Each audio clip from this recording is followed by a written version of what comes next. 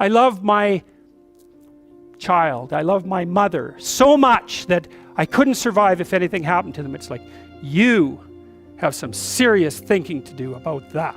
It's like, you really want to curse someone with that kind of love, do you?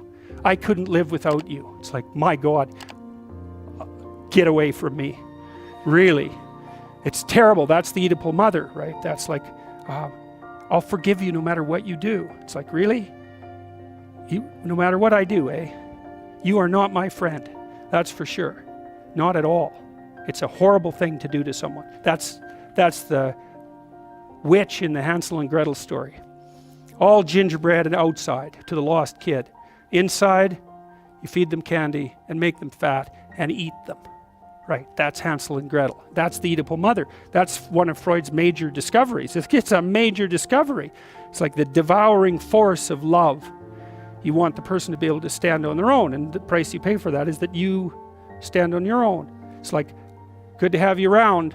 I'm glad you're here. But if tragedy, if and when tragedy strikes either of us, I hope that one of us is standing when it blows past. And that there's a harshness about that that's unbelievably cruel, because you say, well, if my mother died, I could live. Well, what kind of monster are you exactly?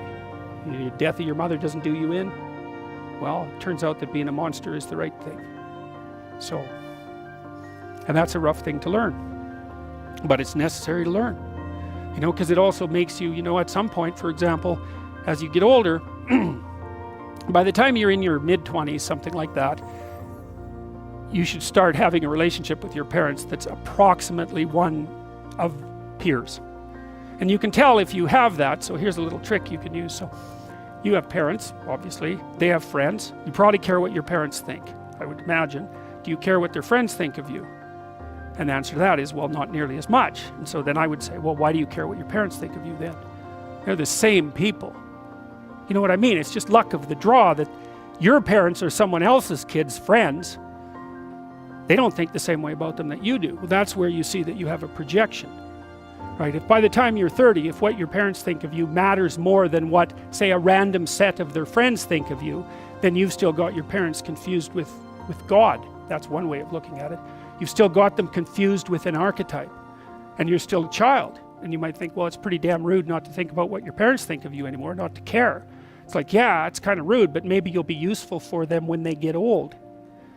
And that's a much better form of caring. It's like you're going to be independent enough and strong enough and detached enough so that when the power dynamic shifts, which it will, that you'll be the person that can carry things forward.